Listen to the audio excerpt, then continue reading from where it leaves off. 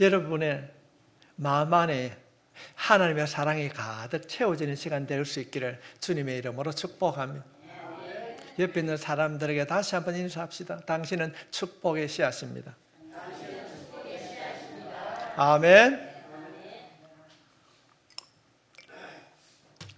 인생을 살아가면서 우리가 힘들고 어려울 때에 하나님의 이름, 예수 그리스도 이름을 부를 때에 놀라운 영적 변화가 일어나게 될 줄 믿습니다. 오늘 주보에 보면은 예배를 붙들라 이랬는데 제목이 너무 길어서 생략했어요. 그 앞에 고난의 때에 예배를 붙들라. 고난의 때에 우리가 예배를 붙들게 되면은 예배를 통한 하나님의 은혜가 우리를 지켜주시고 채워주시고 변화시켜 주실 줄 믿습니다. 기독교의 핵심은 예배입니다. 교회는 이 땅에 왜 존재하는가? 예배를 드리기 위하여서 이 땅에 교회가 존재합니다. 교회가 해야 할 일 가운데 특별히 세 가지가 있는데 우리가 알고 있듯이 교회는 예배를 드려야 됩니다. 교육을 해야 됩니다. 세 번째는 전도해야 됩니다. 그 가운데 특별히 우리가 천국에 가서도 계속적으로 이어져야 하는 것이 바로 예배입니다. 우리는 어쩌면 지금까지 수많은 예배를 드려왔고 오늘도 세계 곳곳에서 각 교회들이 예배를 드리고 있습니다. 우리들도 오늘 이곳에 예배를 드리기 위해서 모였습니다. 그렇다면 예배는 무엇인가?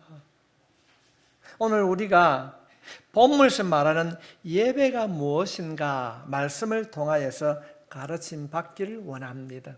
정례가 되지 않았던 이 예배가 오늘 말씀을 통하여서 예배가 정립되어지고 여러분이 드리는 그 예배를 통하여서 하나님을 인격적으로 만나고 성령님의 역사를 경험하는 자가 될 수 있길 바랍니다. 우리가 예배를 살피는 이유는 왜 해야 되는가? 우리가 드리는 예배가 아니 어쩌면 오늘날 수없이 드리는 예배가 형식적이고 너무나 습관적이 되지 않기 위해서 우리는 예배를 살펴봐야 될 줄 믿습니다. 구약에서 말하고 있는 그 이스라엘 백성들의 망한 이유는 그들이 예배를 드리지 않아서 망한 것이 아닙니다. 그들은 수많은 예배를 드렸지만은 그들의 예배가 너무나 습관적이었고 형식적으로 드렸기 때문에 그들은 어려움을 겪었습니다. 오늘 이 말씀을 통해 우리 모두가 깨어 있어서 바른 예배를 드리는 하나님이 받으시는 예배를 드리는 복된 성도가 되시기를 주님의 이름으로 축복합니다. 우리가 올바른 예배를 드리기 위해서는 먼저 무엇을 해야 되는가? 예배가 무엇인지 알아야 됩니다. 오늘 말씀을 통하여서 하나님께서는 예배가 무엇인지 아주 중요한 두 가지 사실을 우리들에게 가르쳐주고 있습니다. 그럼 예배라고 하는 것이 무엇인가? 그 첫 번째가 예배는 하나님 앞에 무릎을 꿇는 것입니다. 예배는 무엇인가? 하나님 앞에 무릎을 꿇는 것입니다. 예배라는 단어는 신구약 성경에 많이 사용되었습니다. 특별히 구약에서는 예배를 히브리어로 아바드 이렇게 기록하고 있습니다. 이것은 특별히 섬김을 강조하고 있습니다. 여기서 말하는 섬김은 종이 주인을 지극히 공경하는 마음으로 섬길 때에 이 아바드라는 단어를 사용하셨습니다. 이 섬김이라는 이 단어가 신약 성경에 오면은 좀 더 구체적으로 나타나는데 신약에서 말하는 예배는 헬라어로 프로세소, 프로스키네오. 이 프로스키네오라고 하는 말은 주인 앞에 나와 종이 무릎을 꿇고 주인의 발에 입을 맞추는 행위를 말하고 있습니다. 이 프로스키네오. 혹시 우리가 중세 영화를 보게 되면은 로마 시대 영화를 보게 되면은 종이 주인의 발 앞에 엎드려 무릎을 꿇고 종의 발에 입을 맞추는 행위를 우리가 볼 수 있습니다. 왜 성사학자들은 이 예배를 이렇게 프로스키네오 이 단어를 사용했는가? 이 단어가 예배가 하나님에 대한 지극한 공경과 섬김을 의미하기 때문에 그렇습니다. 예배는 지극히 높으신 하나님 앞에 우리가 온 마음을 다하여 나아가서 그분을 공경하는 것이 예배인 것입니다. 뿐만 아니라 예배는 그분만을 섬기겠다고 하는 거룩한 결단의 행위인 것입니다. 그래서 시편 기자는 하나님에 대한 공경과 섬김의 예배를 알기 쉽게 한 동작으로 표현해 놨습니다. 오늘 본문에 있는 말씀입니다.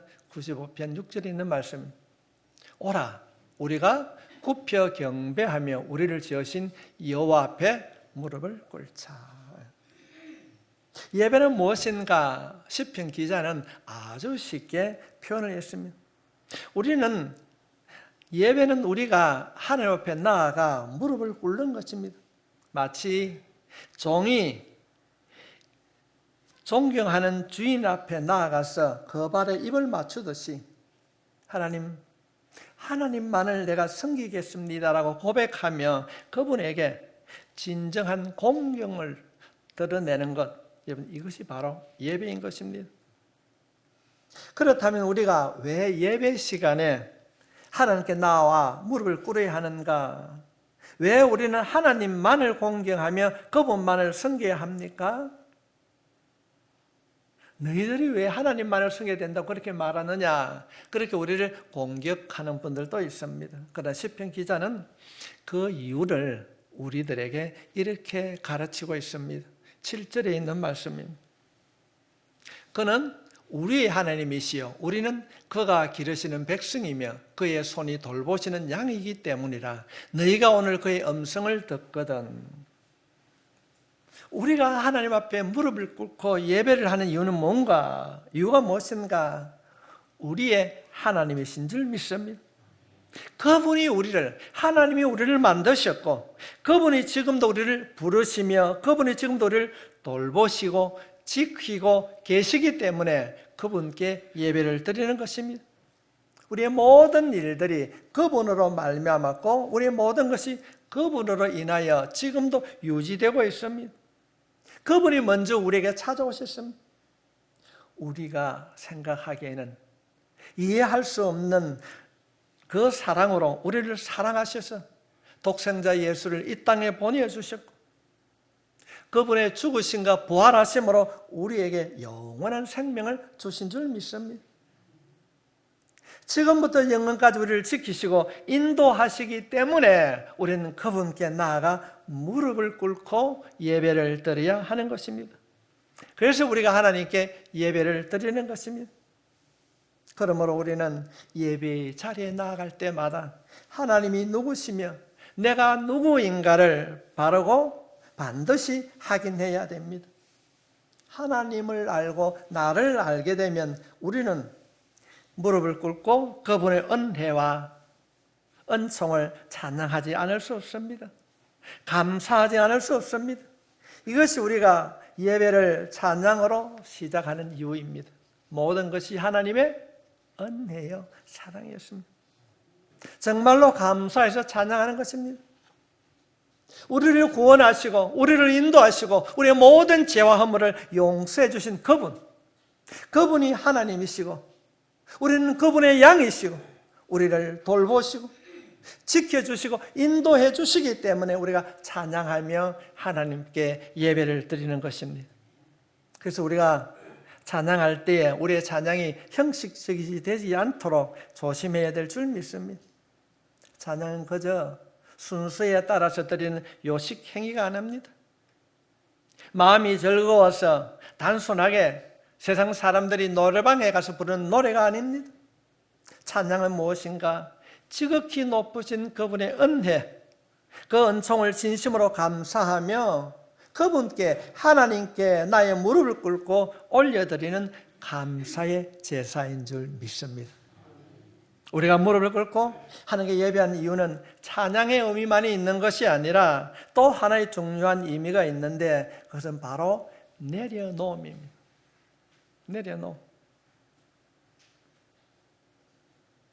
내려놓음. 이것이 우리가 무릎을 꿇는 이유에 포함이 되는 것입니다. 그렇다고 한다면 우리는 예배를 통하여서 무엇을 내려놓아야 하는가? 무엇을 내려놓아야 하는가? 그것은 내 안에, 어쩌면 내 가족 안에, 어쩌면 우리 교회 안에 있는 헛된 욕심과 높아진 교만일 것입니다. 오직 하나님만을 공경하고 섬기겠다고 고백하는 자에게 어떻게 세상의 욕심과 교만이 있을 수 있습니까? 말도 안 되는 소리입니다. 그래서 예배의 의미를 진정으로 깨달은 이삭 왓튼한 사람은 이렇게 찬송을 통하여서 우리들에게 소개하고 있습니다. 주 달려 죽은 십자가, 우리가 생각할 때에 세상에 속한 욕심을 헛된 줄 알고 버리네. 우리가 즐겨 부르는 찬송과 가사입니다. 예배는 하나님 앞에 나와서 그분의 놀라운 영광을 깨닫고 그분의 은혜를 찬양하는 동시에 세상의 잘못된 헛된 욕심과 교만을 부리고 나도 모르게 스미든 세상의 가치관을 따라 살았던 그 모든 마음을 그분 앞에, 하나님 앞에 내려놓는 것이 바로 예배인 것입니다. 사랑하는 성도 여러분, 인생을 살아오면서 때로는 힘들고 때로는 그 아픔을 통하여서 여러분의 마음이 무거워져 있습니까? 오늘 이 말씀을 통하여서 주님 앞에 내려놓을 수 있기를 바랍니다. 죄 있는 자를 죄 있다 하시지 않고 허물 있는 자를 허물을 들춰내는 것이 아니라 그 사랑의 손길로 어루만져 주실 줄 믿습니다. 오늘 선포된 이 말씀을 통하여서 상처받은 내 마음과 생각들이 위로받고 주님 앞에 내려놓는 변화의 역사가 있기를 주님의 이름으로 축복합니다. 심각하게도 우리 자신을 돌아보게 되면 이 땅의 물질과 권력을 가지면 가질수록 욕심이 더욱더 부채질합니다. 아마 여러분 가운데 이렇게 기도하신 분이 계실 것입니다. 하나님 딱 요만큼만 들어주시면 내가 욕심내지 않겠습니다. 그래서 요만큼 도달했습니다. 그 욕심이 사라졌을까요? 채워지고 나면은 하나님 저만큼만 해주세요 구하는 것이 욕심으로 찬 우리의 마음입니다. 사탄의 유혹입니다. 여러분 과거의 삶을 한번 돌아보십시오. 과거보다 지금 조금 부유해졌습니까? 그래서 여러분의 마음에 욕심이 사라졌습니까?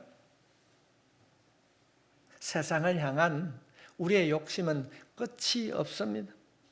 사탄은 끊임없이 우리의 마음과 생각들을 부추기고 유혹하고 있습니다. 그래서 바울은 탐심에 대하여서 이렇게 기록하고 있습니다. 골로새서 3장 5절 말씀에 그러므로 땅에 있는 지체를 죽이라 곧 엄랑과 부정과 사욕과 악한 정욕과 탐심이니 탐심은 우상숭배니라.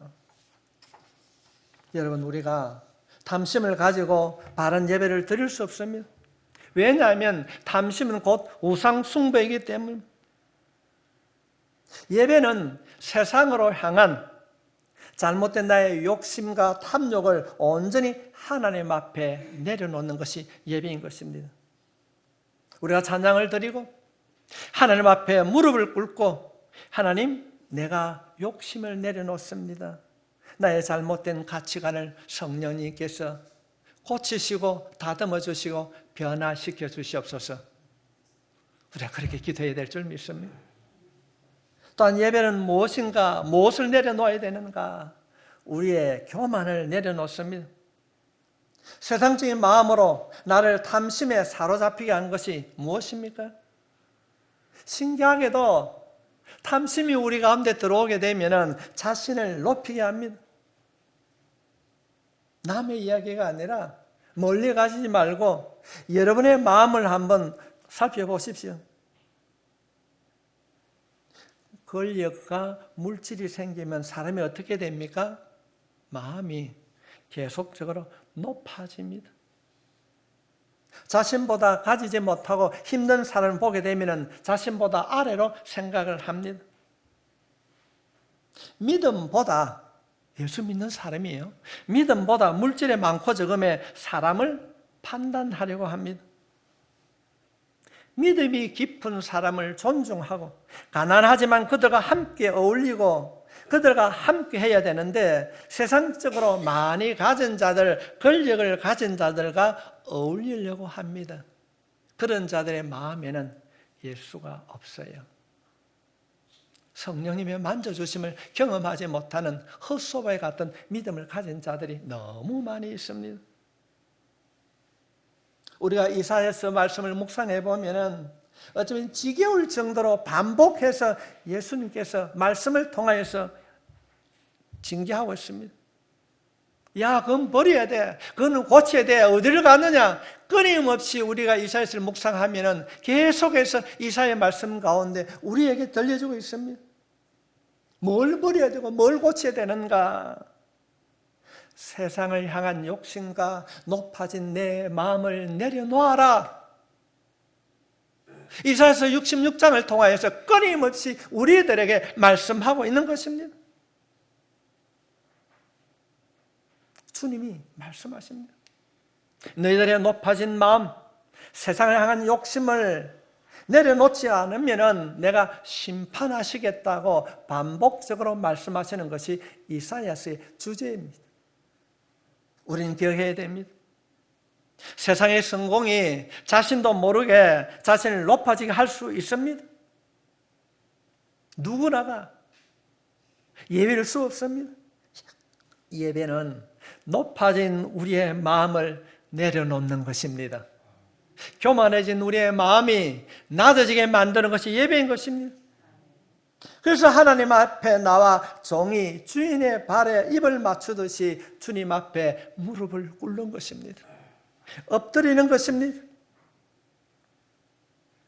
주님, 내가 세상의 욕심과 교만을 내려놓습니다라고 머리를 주님 앞에 엎드리는 것이 예배인 줄 믿습니다. 두 번째로 예배는 무엇인가? 그런 말씀을 살펴보면 이 이삭 왓대의 고백입니다. 죽으신 구주밖에는 자랑을 말게 하소서. 보혈의 공로 힘입어 교만한 마음을 버리네. 우리가 수많은 예배를 드리지만 사는 성도 여러분, 예배를 통하여서 내 안에 있는 교만함을 하나님 앞에 내려놓을 수 있길 바랍니다. 우리가 무릎을 꿇어야 되는, 그분만, 하나님만을 섬기고 하나님만을 찬양하며 감사하며 우리가 주님 앞에 나아가게 될 때에 하나님께서 세상을 향한 우리 교만한 마음을 하나님께서 만져주실 줄 믿습니다. 교만한 마음과 생각도 고쳐주실 줄 믿습니다. 예배는 무엇인가? 예배를 통하여서 교만한 내 마음, 높아진 내 마음을 하나님께서 만져주시고 회복시키는 것이 바로 예배인 줄 믿습니다. 예배는 무엇인가? 하나님의 만져주심을 경험하는 것입니다. 성도 여러분, 예배에는 놀라운 능력이 있습니다. 하나님의 능력이 있습니다. 우리끼리만 모여서 드리는 예배가 아니라 예배는 먼저 우리의 물든 잘못된 것들, 우리의 불의와 죄악을 깨끗하게 씻어주시는 것이 예배인 줄 믿습니다.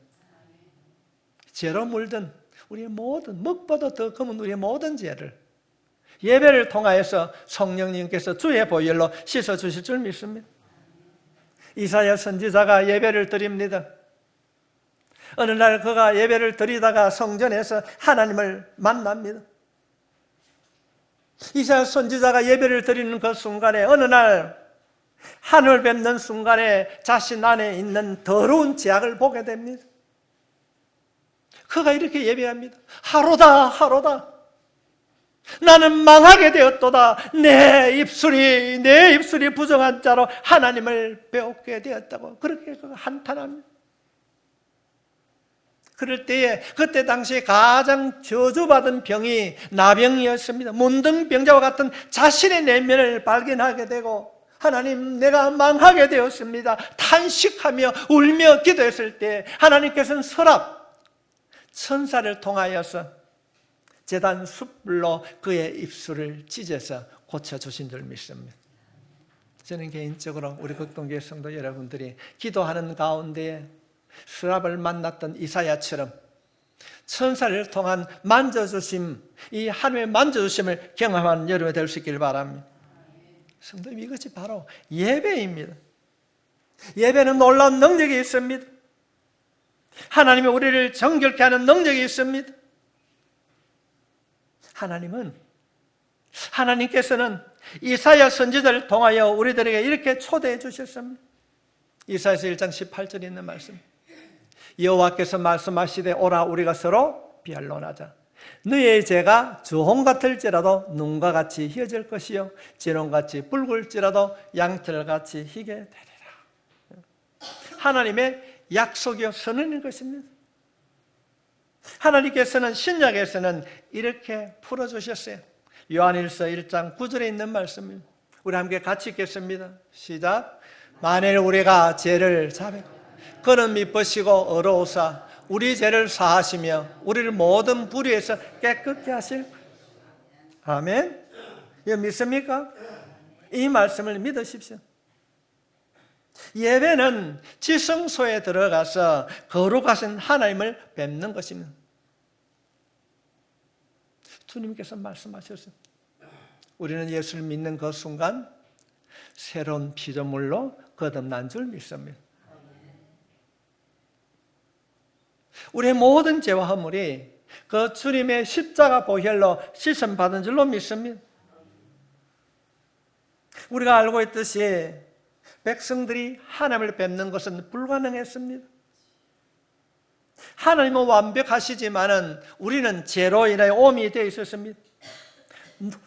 누구라도 죄를 가지고는 하나님을 만날 수 없습니다. 만나면 죄로 인하여 죽을 수밖에 없었습니다. 그래서 이스라엘 백성들은 매번 제사를 드릴 때에 자신들이 기르는 양을 데리고 와서 목을 치고 피를 뿌림으로 속죄함을 받은 후에 하나님의 전에 나올 수 있었습니다. 여러분 상상해 보십시오. 오늘날 예배를 드릴 때마다 양을 데리고 와서 죽이고 나오라 하면 어떻게 몇 명이나 예배 자리에 올 수 있겠습니까? 쉬운 일이 아닐 것입니다. 매년 1년에 한 번 속죄일에 대제사장만이 지성소에 들어갈 수 있었습니다. 대제사장이 그냥 들어가는 것이 아니라 제사장의 예복을 입고 들어가는데 그 예복 밑에는 땅에 끌리는 방울을 달고 들어가게 됩니다. 그리고 왼쪽 다리에 줄을 메고 갑니다. 대제사장의 백성들의 죄를 위하여서 속죄제를 드릴 때에 안에서 방울 소리가 나면은 제사장이 죽었어요. 그래서 줄을 끄집어냅니다. 여러분, 속죄일에 지성소에 들어간 대제사장이 얼마나 두려웠을까요? 내가 가진 죄가 있으면 어떻게 하나? 그러나 우리 주님께서 우리 예수님이 십자가에 돌아가시는 순간 성소와 지성소를 가로막고 있는 이 휘장이 찢어졌습니다. 마가복음 15장 37절로 38절에 있는 예수께서 큰 소리를 지르고 숨지시니라. 이에 성소 휘장이 위로부터 아래까지 찢어져 둘이 되니라. 이 놀라운 은혜가 우리 가운데 주어진 줄 믿습니다. 이 사실을 깨달았던 히브리서 기자는 이렇게 고백하고 있습니다. 그러므로 형제들아 우리가 예수의 피를 힘입어 성소에 들어갈 담력을 얻었나니 그 길은 우리를 위하여 휘장 가운데로 열어놓으신 새로운 살 길이요 휘장은 곧 그의 육체니라. 이제 이스라엘 백성들이 자신의 죄를 속죄하려고 양을 죽일 필요가 없어졌습니다. 어린 양 대신 성자 하나님 예수님께서 영원한 제물이 되어 주시기 때문에 그렇습니다. 히브리서 9장 12절 말씀을 보면은 염소와 송아지의 피로 하지 아니하고 오직 자기의 피로 예수님의 보혈로 영원한 속죄를 이루사 단번에 성소에 들어가셨느니라. 할렐루야. 우리가 이 자리에서 우리가 예배를 드릴 수 있는 것은 오직 주님의 보혈의 공로 때문입니다. 우리가 예수님의 공로를 의지하여서 예배의 자리에 나와 우리의 죄를 자백하면 하나님께서는 놀랍게도 자백하는 그 순간 우리의 모든 죄를 사하시고 모든 불의에서 깨끗하게 하신 줄 믿습니다. 우리가 예배 때마다 우리가 주님 앞에 고백하며 우리가 예배를 드립니다. 하나님, 내가 지난 한 주간을 돌아봤을 때 알고도 모르고도 주님 보시기에 부끄러운 모든 죄와 허물을 용서해 주시옵소서. 주님의 보혈로 덮어 주시옵소서. 한 주간을 살아갈 때도 믿음 안에 새롭게 살아가는 자로 인도하시고 다듬어 주시옵소서. 이것이 우리가 사제 학신 때 드리는 기도인 것입니다. 주님이 우리의 모든 죄를 사하시고 모든 불의에서 깨끗게 해주신 줄 믿습니다. 조금 같은 우리의 죄를 눈과 같이 희게 해주셨습니다. 진홍같이 붉을지라도 양털같이 깨끗하게 해주신 줄 믿습니다. 성도 여러분, 예수님의 그 보혈에는 이런 놀라운 능력이 있습니다. 우리는 이 보혈의 능력을 의지하여 예배를 드리는 것입니다.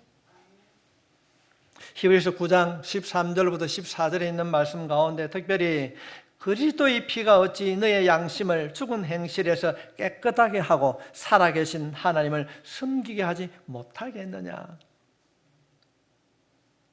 이 보혈의 공로로 우리가 예배의 자리에 나올 수 있었고 이 은혜로 말미암아 예배의 자리에 와서 예수님의 이름으로 속죄함을 얻게 되는 것입니다.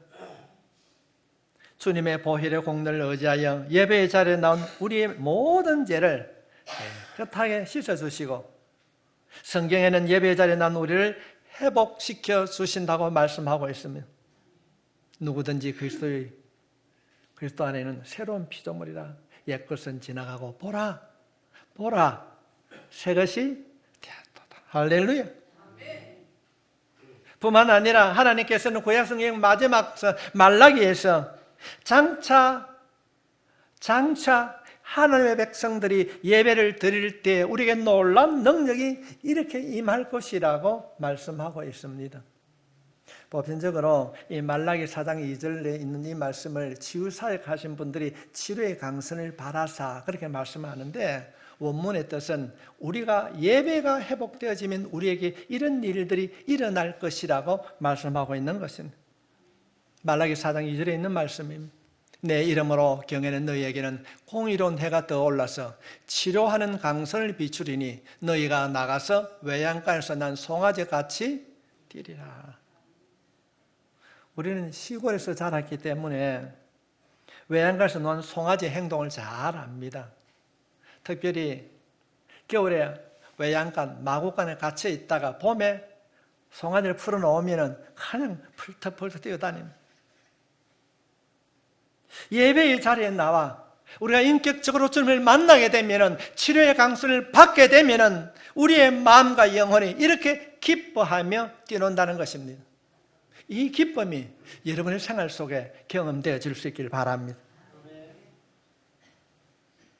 너무나 힘든 마음의 아픔을 가지고 예배의 자리에 나올 수도 있습니다. 하나님, 어쩌면 내 남편에게, 내 자녀에게 어느 누구에도 고백하고 말하지 못한 아픔이 있습니다.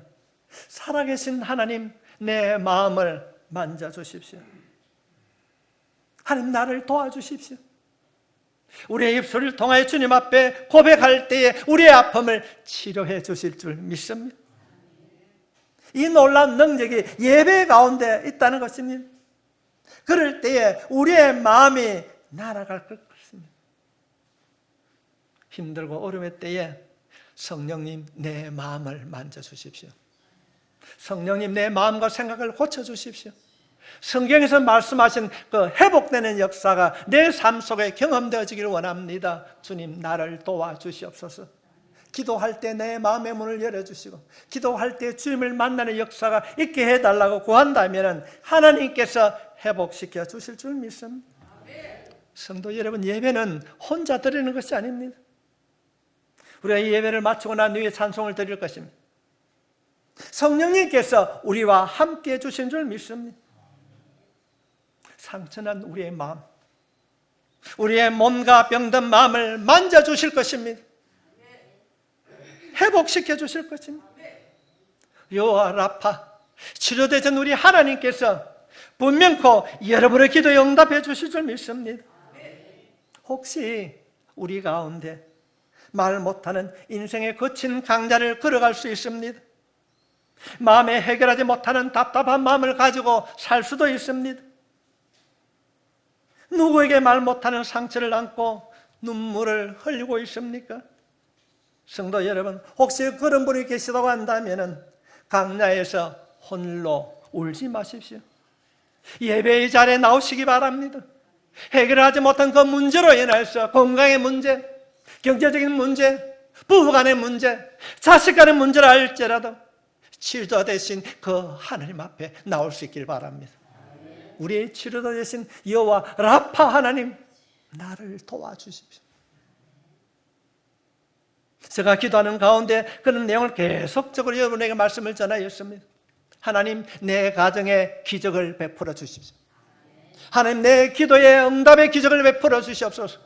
내 기도가 깊어지는 기적을 베풀어 주시옵소서. 예수님을 만나는 기적을 베풀어 주시옵소서. 예수님 때문에 모든 것을 포기할 수 있는 기적을 베풀어 주시옵소서. 주님, 예수 믿는 사람답게 살아가는 기적을 베풀어 달라고 기도하면은 하나님께서 응답해 주실 줄 믿습니다. 성도 여러분, 우리는 알아야 됩니다. 예배의 자리에 나오는 것이 항상 기쁜 일만 있는 것이 아닙니다. 때로는 그 길에 어려움이 있고 고통의 길이 될 수도 있습니다. 성경에 나오는 최초의 길이 결코 즐거운 일이 아니었습니다. 창세기 22장 5절에 있는 말씀이, 이 아브라함이 종들에게 이르되 너희는 나귀와 함께 여기서 기다리라. 내가 아이와 함께 저기 가서 예배하고 우리가 너에게로 돌아오리라 하고. 성도 여러분, 지금 이 아브라함의 마음이 어떤 마음일까요? 데리고 가는 그 아들을 번제 죽여서 번제물 드리고 돌아와야 되는데 그 마음이 어떻게 할까요? 쉽게 내 예배 드리고 올게, 기다리라. 어떤 마음이 들었을까요? 아브라함은 예배의 길을 포기하지 않고 그 길을 걸어갔습니다. 우리는 그 고통스러운 예배의 마지막 결과를 알고 있습니다. 아브라함은 모르고 갔지만은 우리는 성경을 통하여서 그 결과를 알고 있습니다. 창세기 22장 11절로부터 13절에 있는 말씀입니다. 아들을 죽이려고 합니다. 칼을 뽑았어요. 그럴 때에 음성이 들려오는 거예요. 아브라함아, 아브라함아, 내가 이제야 하나님을 경외하는 줄 내가 알았다. 내가 나를 사랑하는 줄 알았다. 아브라함이 눈을 들어 살펴봅니다. 뒤를 돌아보는데 순양이 숯불에 걸려 있는지라 아브라함이 거기서 수양을 가져다가 아들을 대신하여 번제를 드렸더라. 그랬대요. 죽은 것은 아들이 아니라 하나님이 준비하신 어린 양이었어요. 성도 여러분, 예배의 자리에 희생을 당한 것은 아들이 아니라 어린 양 예수님이셨습니다. 우리들도 고통 중에 예배의 자리에 나오면은 내가 아니라 하나님이 우리를 대신해 주실 줄 믿습니다. 간혹 교회를 안 나오는 분들을 신방을 가다 보면은 목사님 이런 어려움 때문에 못 갔습니다. 이런저런 이유를 말씀을 합니다. 힘들수록 주님을 찾을 수 있길 바랍니다. 아픔과 고통이 더해질수록 예배가 회복되길 바랍니다. 그냥 성경에는 여호와 이레라고 되어 있는데 아들을 죽이려고 하다가 야 그만둬라, 내가 네 아들을 대신해서 양을 준비했다. 돌아보니까 양이 있는 거예요. 그럴 때 이 아브라함이 뭐라고 외칩니까? 여호와? 한 번만 했겠어요? 와, 우리 하나님 멋있다. 여호와 이래, 여호와 이래, 여호와 이래, 여호와 이래. 성경에는 그렇게 없지만은 제가 생각할 때 수없이 불렀을 거예요. 하나밖에 없는 독자 아들을 살려주신 하나님 여호와 이래. 너무 멋진 하나님. 오늘 예배를 드리는 성도 여러분, 여러분의 예배가 회복되므로 이 아브라함이 외쳤던 여호와 이래가 여러분의 입술을 통하여서 고백되어질 수 있기를 바랍니다. 하나님이 준비해 주셨다. 진심으로 참된 예배를 드린 자만이 회복할 수 있는, 맛볼 수 있는 놀라운 은혜입니다. 비록 마음이 괴롭고 고통스러워도, 환경이 너무 어려워도, 예배를 드릴 힘이 없어도 우리가 그 영적인 모리아산에 올라가서 아들을 드릴 때에 하나님께서 놀라운 응답을 주실 줄 믿습니다.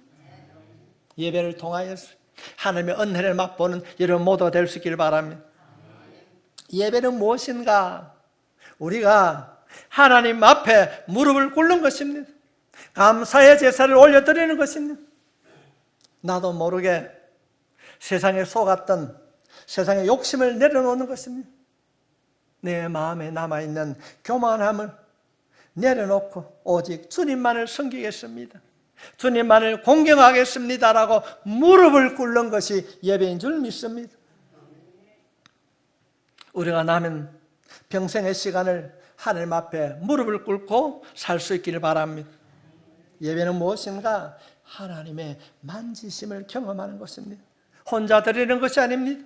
힘들고 어려움이 있어도 예배의 자리에 나와 하나님의 이름을 부를 때에 하나님이 예비하신 그 모리아산의 은혜를 경험하는 여러분 모두가 될 수 있기를 주님의 이름으로 축복합니다. 그가 어떻게 여호와이라고 외쳤는가? 우리가 하나님께 예배하면 나의 모든 죄를 씻기시고 병든 몸과 마음을 고치시고 치료의 강선으로 하나님의 만지심을 경험하는 은혜, 우리 모두가 살아있는 예배, 복된 성도가 될 수 있기를 주님의 이름으로 축복합니다.